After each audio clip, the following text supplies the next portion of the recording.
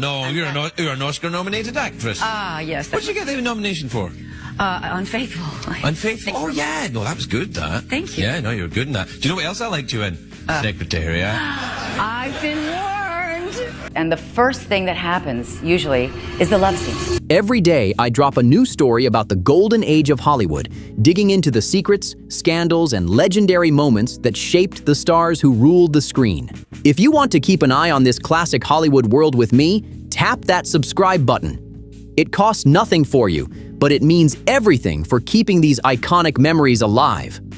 No red carpets, no spotlight chaos, just a quiet moment where the truth slips out. Diane Lane isn't performing. She isn't playing a role. She's relaxed, grounded, and speaking like someone who's seen enough to stop pretending.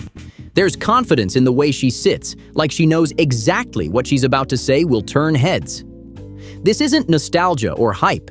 It's reflection mixed with a little fire, the kind that doesn't fade with time. She tilts her head and says, "You really want me to go there?" with a playful look that says she already has. At 60, she admits that honesty hits different, especially when the topic turns to good-looking men. The interviewer clearly wants more, pushing her just a little, and Diane pauses before releasing a long, dramatic breath like she's opening an old chapter. She makes it clear she's spent her entire career surrounded by men who look like walking fantasies. Some younger, some flawless, all tempting in their own way. She shrugs it off with a half smile and says she'd be lying if she claimed the thoughts never crossed her mind. Then she adds, "I still have manners," with a wink that tells you those manners were tested more than once. She crosses her legs, calm and composed, her voice dropping into that confessional tone that makes you feel like you're not supposed to be hearing this. She explains there's a big difference between imagining something and acting on it.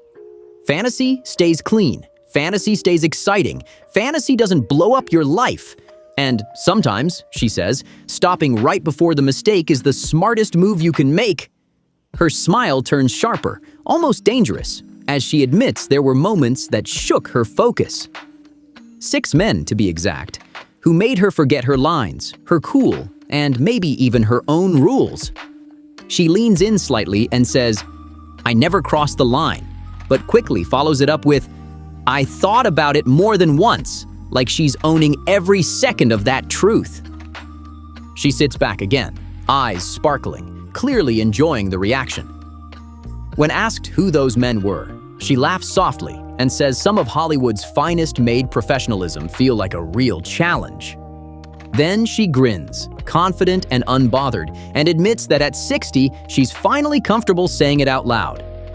She starts the list with no hesitation. 1, she says, letting the pause do the work.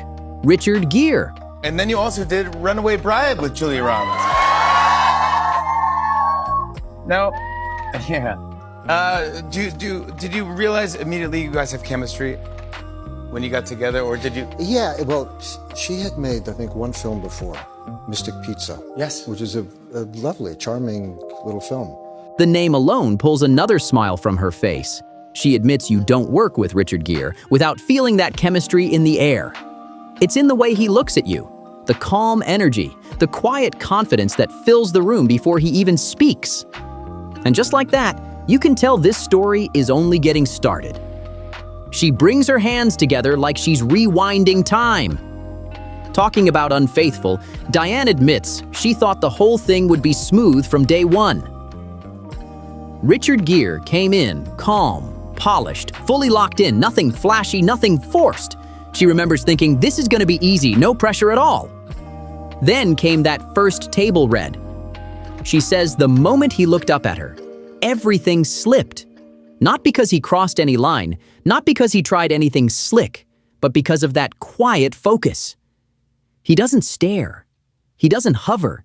He just sees you. And somehow, that throws you off way more than big energy ever could. She laughs, warmer now, and explains how strange it gets when you spend months pretending to love someone like that. Long shoots, emotional scenes, no real space to reset. The days blur together, and the acting starts feeling a little too natural. There's a rhythm that builds, A look held a second too long. A pause that feels louder than dialogue. Sometimes you stay in character longer than necessary. Nobody says anything, but everybody feels it. She shakes her head and says when they reunited for nights in Rodanthe, it didn't feel like starting over. It felt like picking up a conversation that never really stopped. Between takes, they joked around. He'd quote lines from Unfaithful, she'd pretend to be annoyed, and that playful back and forth softened everything. It made the scenes feel real, lived in, believable. That kind of comfort, she says, is rare in this business. Her voice drops and she smiles like she knows exactly what she's admitting. She calls Richard's elegance dangerous. It creeps up on you. One smile, one calm moment, and suddenly you forget what you were saying. She jokes that it's a real workplace hazard. She laughs again, bright and honest, saying working with him was like standing too close to a warm fire. You don't plan to lean in, but the pull is real. She makes it clear she stayed professional, always. Still, she admits, the line between acting and feeling was very, very thin. Then she grins and moves on without missing a beat. 2, she says, already laughing. Kevin Costner. You in love right now? No. Yes or no? No. You're not? No, but I heard rumors. I know, but that's what they are. You and Jewel? That kind of thing? No, Jewel and I are friends. We've never gone out. And before she even explains, you can tell that story comes with its own kind of trouble. She says some men don't need big moves to command attention. Kevin Costner was one of those. From the first day on Let Him Go, he walked onto set calm, grounded, no extra energy, just presence. No showmanship, no noise, just that steady look that pulls you in before you realize what's happening. Diane leans back, her voice softening as she explains Kevin carries a quiet weight. Being around him feels safe, but there's something underneath that calm. A spark, a challenge, something that keeps you alert. When they ran scenes together, he never forced a moment. He listened closely, fully locked in, and that alone shifted the rhythm of every exchange. She says that's the kind of chemistry you can't practice. It happens in the space between words. He teases without speaking, just a look, a pause, a half smile that lands at the perfect time. You're thinking about your next line, then suddenly you're thinking, stay cool, don't react. She laughs, clearly still amused by it. Kevin could quiet an entire room just by standing still. Arms crossed, eyes focused, no movement at all. Acting beside that kind of stillness is no joke. She compares it to holding your ground while something powerful moves around you. You have to stay centered or he'll take the moment without saying a word. But she's quick to say he's also one of the kindest people she's worked with. Always professional, always thoughtful, always protective of the emotional space. When a scene goes deep, he gives you room to be vulnerable. No pressure, no ego. She looks toward the interviewer and smiles like she's wrapping a lesson. Working with Kevin Costner taught her that strength doesn't have to announce itself. Sometimes it just stands there, calm and unbothered, and lets you feel every second of it. Then she shifts, almost playful. 3, she says. Josh Brolin. You said happiness that lasts too long in people always scares you. What? That's a quote in the book. Happiness is not a goal to me. Her smile changes immediately, equal parts respect and amusement. She describes Josh as pure instinct, all grit, all energy, the kind you feel before he even speaks. Thinking back to Jonah Hex, she remembers how unpredictable he was in the best way. He never played a scene the same twice. One take, he'd soften a line. The next, he'd flip the tone completely. A different look, a new rhythm, and suddenly the whole scene felt alive. Working with him kept you on your toes. You couldn't get comfortable, and that's exactly what made it electric. She says with Josh Brolin, you either stay sharp or get carried away by the energy he brings. Her laugh comes quick and real because he moves like a storm with a plan. There's that raw edge to him on camera, but right after a take, he's checking in, cracking jokes, making sure everyone's good under the dust, the heat, and the pressure. That mix hits different. Power paired with kindness has its own pull. Diane tilts her head, amused, admitting his intensity sneaks up on you. 1 second, you're just playing the scene. The next, you catch the way he's looking at you and realize the acting paused for half a breath. That's the sweet spot, the space where trust and tension meet. She says Josh is fearless, and that kind of confidence spreads fast. Working with him reminded her that great acting isn't polished and perfect. It's rough around the edges, rhythmic, alive. She smiles, eyes creasing slightly, and admits Josh Brolin raises your game without even trying. Then she adds with a knowing wink that he's just as compelling off camera as he is on it. Then her expression softens as she moves on. 4, she says, Matt Dillon. Character of Tex, how would you describe him? He's a happy-go-lucky kid going through those teenage years, going through freshman years, but he just wants to basically have a good time. The name pulls her into a different mood altogether. Her smile turns nostalgic. Talking about Matt takes her back to a time when they were both young, still figuring things out, trying to look more grown than they felt. She laughs at the memory, saying nobody really knew what they were doing back then. Matt had that effortless, cool directors loved in the 80s. He could lean against a wall, say nothing, and still own the entire frame. No forcing it, no overacting, just presence. Meanwhile, she admits she was doing her best to play it cool and failing. Her eyes flash with mischief as she recalls trying not to look impressed and absolutely not succeeding. She says Matt was the kind of actor who could turn silence into dialogue. You'd be waiting for your cue and suddenly realize he'd already told a whole story without saying a word. She admits that kind of focus can be risky because once it grabs you, it doesn't let go. Diane shakes her head with a grin, remembering just how young they were back then. Even at that age, Matt Dillon carried himself like someone who already knew he belonged.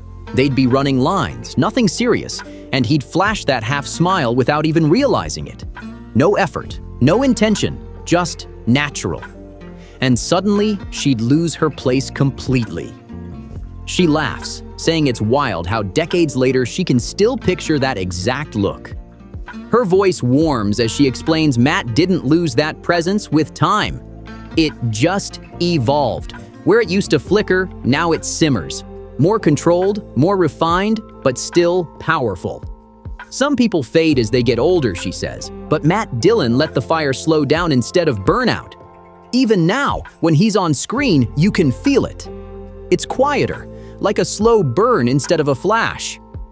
She glances toward the interviewer and laughs softly, admitting some co-stars stick to a specific chapter of your life. For her, Matt will always represent that mix of nerves and excitement when everything still felt possible. Then she shifts gears with a laugh. 5, she says, Tom Cruise. Wasn't there a day when you had your friends on set? Don't know the story. Okay, that is Yes. not, this is not This true. is There's the truth, and then there's Annabelle, and then there's the truth. There's Annabelle's truth, and then there's the truth. My stories are far better. The name alone makes her smile. She describes Tom as non-stop motion. Even early on, he moved with fearless momentum. She says he didn't walk onto a set, he arrived. You felt his energy before you even saw him. Leaning back, she remembers how young they all were, still figuring things out. Meanwhile, Tom already had that laser focus. He wasn't the biggest name yet, but the certainty was there. You could tell he was headed somewhere big. Her smile grows as she recalls how fast he talked, always buzzing with ideas, planning the next scene, the next move, the next challenge. At the end of a long shoot, when everyone else was wiped out, Tom was still bouncing around like the day had just started. She admits she respected that drive. It pushed everyone else to keep up. Then she adds that his charm sneaks up on you.